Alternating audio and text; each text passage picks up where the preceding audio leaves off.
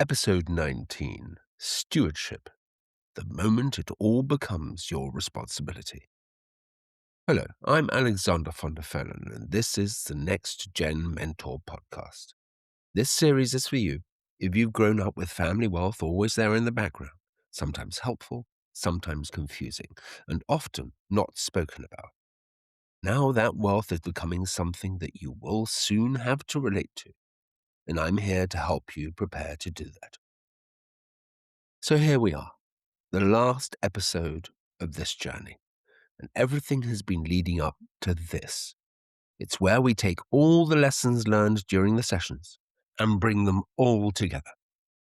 Because at some point, this wealth will all become your responsibility, and that means ensuring that it endures beyond you.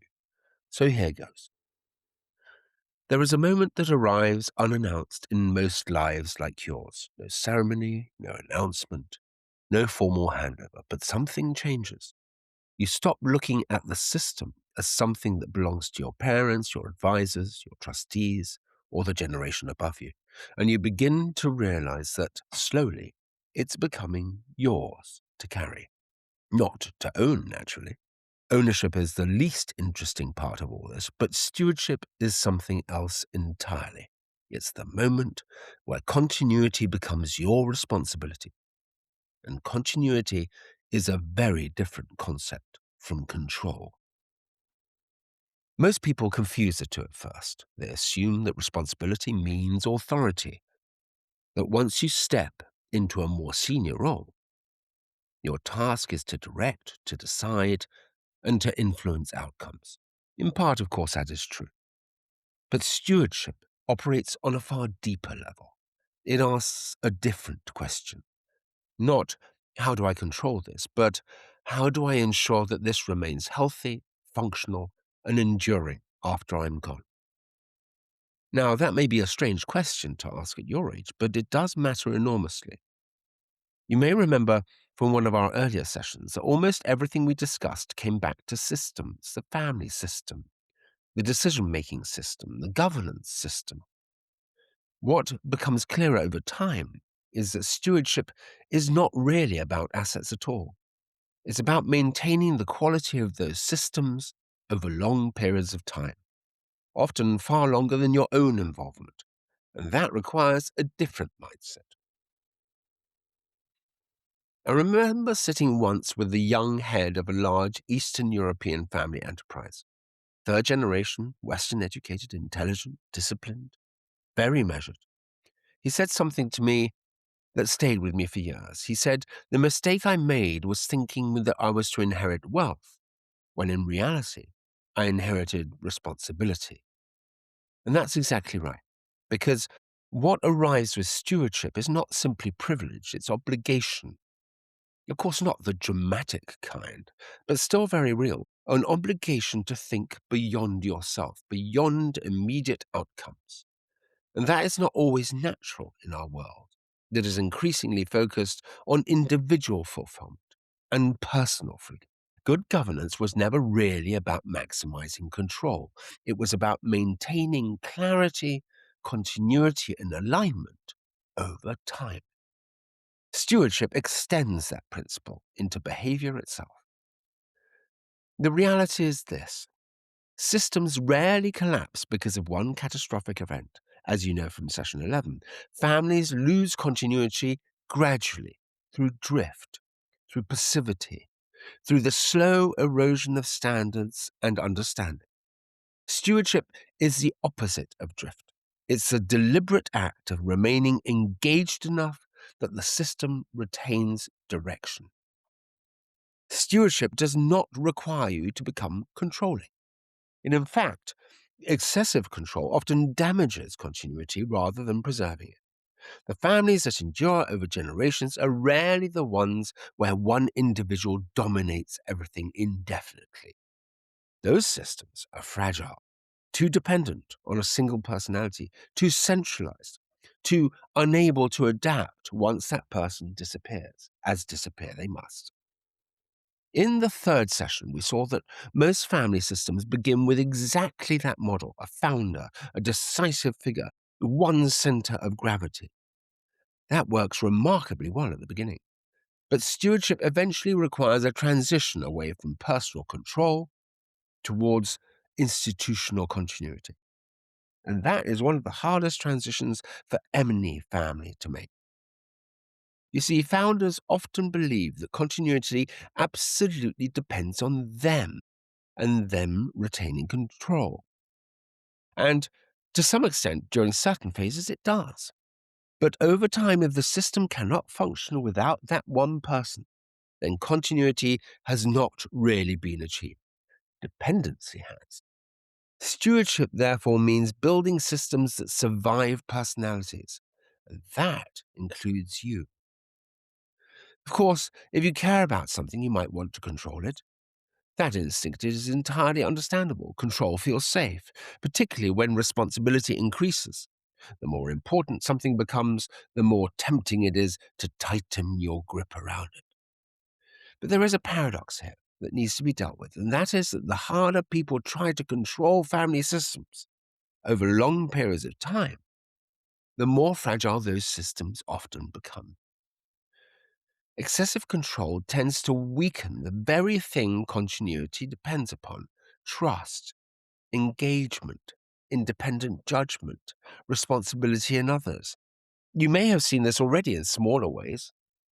Families where one person makes every important decision, where disagreement is discouraged, where others participate formally but not meaningfully. From the outside, those systems can look stable for quite a long time, efficient even. But beneath the surface, something dangerous is happening. Capability is not developing broadly across the system. And once that central figure disappears, uncertainty appears very quickly. This connects directly to something we explored in session 5, when we discussed respect and credibility.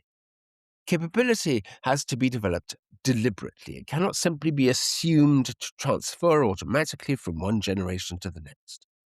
Stewardship, therefore, requires a certain generosity of control, not disengagement, but the willingness to allow others to participate meaningfully enough that capability can develop across the system, even when they may approach things differently from you. And that can be uncomfortable for many people. Stewardship often means accepting that continuity will not look identical to the past. And this is where families sometimes become rather stuck. They confuse preservation with repetition. They assume that continuity means keeping everything exactly the way it was: the same structures, the same decisions, the same assumptions, the same behaviors. But systems that do not adapt eventually weaken. We saw this in session 11 when we also spoke about stagnation. Continuity without adaptation slowly becomes fragility. So stewardship requires balance, protecting core principles whilst allowing evolution around them. That balance is not technical, it's behavioral. It requires enough discipline to preserve what matters and enough flexibility to allow for necessary change. This sounds simpler than it is, of course, because change creates anxiety in systems that are built around continuity. People worry that adaptation means somehow a loss of identity, loss of standards, loss of control, and so they resist it, often unconsciously. But stewardship is not the protection of form, it's the protection of function. So let me explain that a little bit more clearly. You may well have heard of King Frederick the Great of Prussia. When he came to the throne as a young man, his manner of conducting war was revolutionary, and he embarked on wars that made Prussia into a great power. Convinced of his own infallibility, he refused to change a thing, and by the end of his reign was losing almost every battle he fought. The external environment had changed faster than the internal system could respond. The same is true today. Markets shift, expectations change, new risks emerge, and gradually the gap widens between the world outside and the system inside.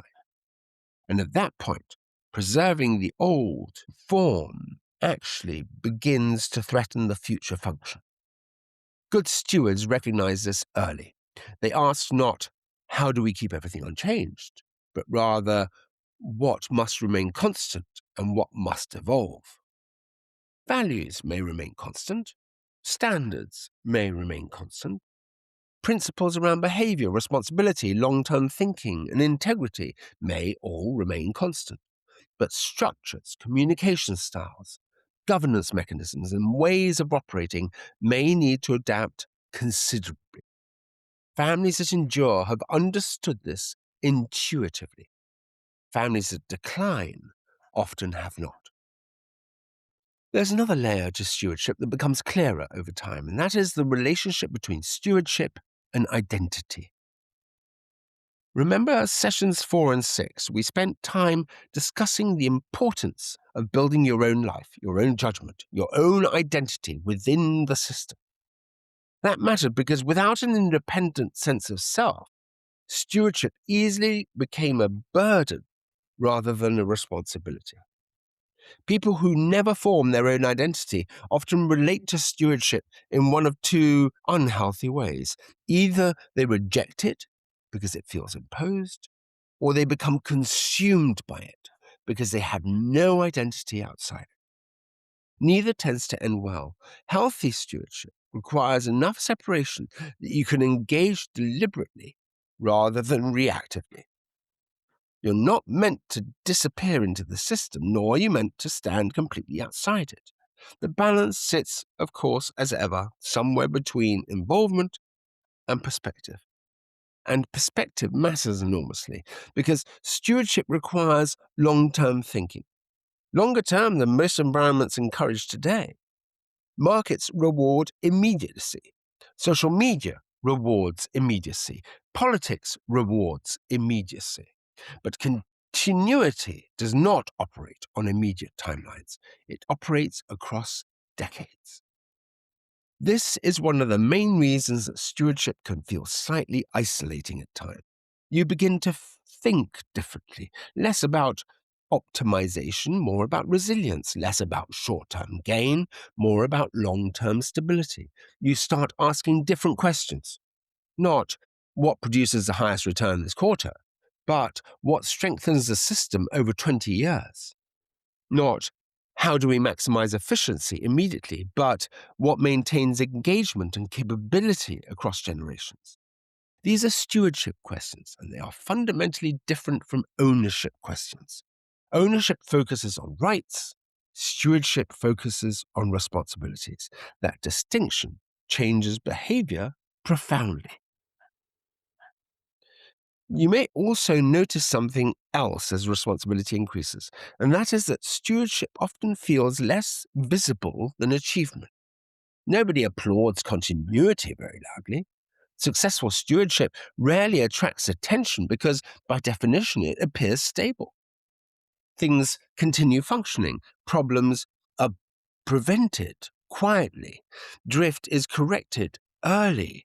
Alignment is maintained before conflict escalates. In many ways, stewardship is preventative rather than performative. And because of that, it requires internal discipline. You cannot rely entirely on external recognition to sustain it. This is where character begins to matter more than visibility. In session 14, we looked at the fact that beneath most family conflicts sits control, identity, and fear. Stewardship interacts with all three. A good steward reduces unnecessary fear by creating clarity, reduces destructive control by distributing capability, and stabilizes identity by helping others understand their role within the system. Again, none of this is dramatic, but over long periods of time, it changes outcomes. There's also a misconception that stewardship belongs only to those formally in charge, the chairperson, the trustee, the CEO, the family head. It does not. Stewardship is behavioral before it is positional. Someone without formal authority can still strengthen continuity enormously through how they engage, through preparation, through thoughtful participation, through stabilizing behavior during periods of uncertainty, through protecting standards quietly and consistently. And equally, someone with enormous formal authority can damage continuity badly through ego, passivity, short term thinking, or excessive control. Position alone does not create stewardship, behavior does. And that is something worth remembering because one day you may find yourself formally responsible for more than you expected. And when that happens, the temptation will be to focus on control. But continuity rarely depends most on those things. It depends on whether the people inside the system continue to trust it, understand it, and engage with it meaningfully. And that's what stewardship really protects, not just assets, but capability, alignment, trust, clarity, responsibility, culture. Those are the things that survive generations, or fail to. And once you understand that, your whole relationship with wealth changes. It stops being something you possess and starts becoming something you're temporarily responsible for. There's another aspect of stewardship that people rarely speak about, at least directly, and that is sacrifice. Not a dramatic immolation, but the willingness to accept that not every decision should optimize your own position. This becomes increasingly relevant as responsibility grows. At some point, you will face decisions where your personal preference and the long-term stability of the system are not perfectly aligned. Perhaps you would prefer liquidity, but continuity requires patience. Perhaps you would prefer speed, but alignment requires consultation. Perhaps you would prefer independence, but stability requires cooperation. These moments matter more than they appear to at the time. You see, stewardship is tested precisely there, not when decisions are easy, but when responsibility conflicts slightly with personal convenience. I once spoke to a member of a large Scandinavian shipping family who described stewardship in a very simple way. He said, "The question I ask myself is whether I'm behaving like an owner or like a custodian." That distinction stayed with me because it captures something essential. Owners focus on entitlement. Custodians focus on preservation. And preservation requires patience. This is particularly difficult in periods of rapid success. Ironically, prosperity often weakens stewardship far more effectively than adversity does. When systems are functioning well, discipline tends to loosen. Curiosity declines. Assumptions go unchallenged. Comfort increases.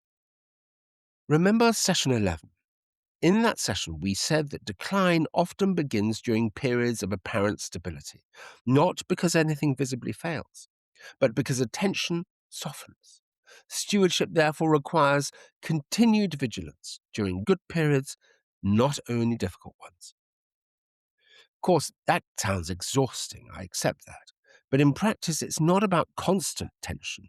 It's about maintaining certain standards consistently, remaining engaged enough that drift does not establish itself, and drift can appear in surprisingly ordinary ways. Meetings that become less rigorous, decisions that become slightly more reactive, preparation that weakens, accountability that softens, difficult conversations that get postponed because things are fine, participation becoming symbolic rather than meaningful. Individually, none of these seem catastrophic, but together they alter the direction of the system.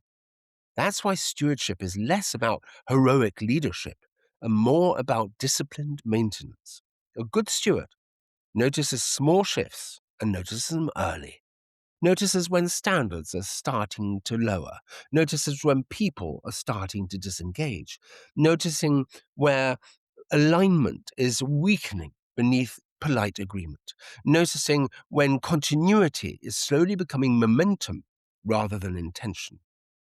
You saw something similar in session 13 when we discussed the difference between good advice and comfortable advice. Comfortable systems are not always healthy systems. Sometimes they're just systems where nobody is asking the difficult questions. And difficult questions are part of stewardship. Thoughtful examination, the willingness to slow things down slightly when everyone else wants easy certainty. Now, maybe you're asking yourself what happens if you are the person making life difficult. It's a reasonable concern and it does speak for you. But stewardship is not about obstruction, it's about clarity. There's a big difference between someone who creates friction because they want influence and someone who introduces reflection because they want stability. Systems usually recognize that difference over time. The important thing is your intention. If your contribution consistently improves the quality of thinking, improves understanding, and improves long term stability, then eventually people begin to trust the purpose behind your questions. And trust matters enormously, as we've seen. Because continuity can't be forced indefinitely, it has to be participated in, and willingly. And this is one of the reasons why fear based systems rarely endure well over generations. Control can produce compliance, but it's rarely producing deep engagement. Eventually, people just withdraw psychologically, even if they remain formally involved. You saw elements of this in session 14 when we explored family conflict and the importance of recognition, identity, and trust. Systems remain healthy when people feel that they have meaningful participation within them. Not identical influence, perhaps, but meaningful involvement. That doesn't happen automatically. It has to be cultivated. And this is where stewardship becomes deeply relational, much more relational than most people would expect. People often assume stewardship is primarily financial or structural. Asset allocation, governance documents, tax structures. And those things matter, of course, but over long periods of time, continuity depends on at least as much on relationships. Can people still speak openly and honestly to one another? Can disagreement happen without destroying trust? Can capability develop across generations? Can responsibility be distributed gradually rather than withheld until crisis forces it? Can younger generations engage without feeling either controlled or abandoned? These questions determine continuity far more than spreadsheets do. And this is why some families with relatively modest wealth endure cohesively for generations, whilst others with extraordinary resources fragment surprisingly quickly. Stewardship is behavioral before it's financial. There's another difficult truth worth understanding. Stewardship often requires accepting slower decision making. In my book, Banker, The Lost Art of Private Banking, I singled out the pause, taking time as a valuable quality missing in so much of modern finance. Taking time can feel frustrating, however, particularly if you are capable, energetic, and decisive. You may look at older systems and think, why does everything take so long? Sometimes the answer is inefficiency, but often the answer is continuity. Systems built for longevity tend to move more carefully because they're balancing more than an immediate optimization. They are balancing relationships, alignment, stability, legitimacy, and trust across multiple people and generations. And that can feel cumbersome. And occasionally it is. But there is wisdom hidden inside some of that slowness. Fast systems can produce rapid outcomes. Deliberate systems often produce more durable ones. Stewardship requires learning the difference. That doesn't mean protecting bureaucracy for its own sake. Poor governance can become paralyzing. You already know that, but it does mean recognizing that continuity sometimes requires patience. You may also find over time that stewardship changes your relationship with ambition itself. Not negatively, but structurally. Ambition focused purely on personal success tends to narrow over time.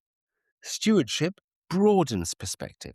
You begin thinking not only about what you can achieve individually, but on what can remain functional collectively after you. Now, that's a very different orientation towards life. And strangely enough, it often creates a lot of calmer decision making. Because once continuity becomes more important than ego, many decisions simplify. You no longer need to dominate every conversation. You no longer need recognition for every contribution. You no longer need every outcome to validate your identity. You begin focusing more on what strengthens the system itself. And that shift tends to create maturity. And eventually, if stewardship is approached properly, something rather interesting happens. Responsibility stops feeling heavy. At the beginning, responsibility often feels intimidating because it appears enormous and undefined. But over time, if you engage deliberately, something stabilizes. You begin to understand that stewardship is not about perfection. It's about consistency. You're not expected to foresee every risk, nor to prevent every mistake. You're not expected to carry everything alone. You're just expected to remain engaged enough that the system retains clarity, adaptability, and integrity. That's achievable. Demanding, perhaps, but achievable. And importantly, stewardship is not only about preserving wealth for future generations, it's about preserving the capability to use that wealth wisely. Because money without judgment eventually disappears, structures without trust eventually weaken, and governance without engagement eventually becomes performative. And continuity without stewardship eventually becomes drift. So, where does this leave you now at the end of all these sessions? Hopefully, with something clearer than when we began. Not certainty, and that was never the objective, but orientation. You now understand that inheritance is not merely financial, that it's structural, behavioral, and relational. You now understand that you're already inside a system, whether you fully saw it before or not. You now understand that respect, credibility, influence are built gradually through behavior, not granted automatically through position. You now understand that decisions are shaped not only by logic, but also by people, incentives, relationships, even fear. You now understand that drift is real, that families rarely lose continuity suddenly, but slowly. And now, finally, you understand that stewardship is the point where all of this becomes your responsibility. Not to control, not to carry alone, but to preserve with purpose, to strengthen where possible, to adapt where necessary, and to leave behind a system that remains healthier because you were part of it. That was stewardship. And perhaps this is the final thing worth saying. At the beginning of this series, you may have seen wealth primarily as freedom, or pressure, or expectation, or uncertainty, perhaps all four. But over time, I hope you've begun to see something else. That the real question is not whether wealth changes your life. It will. The real question is whether you can engage with it consciously enough that it does not define you. Because ultimately, stewardship is not only about preserving systems, it's about preserving your own judgment inside them. It's been a pleasure to mentor you through this series. I'm here whenever you need me, on the end of a phone or on the end of an email. And I am Alexander von der Fellen.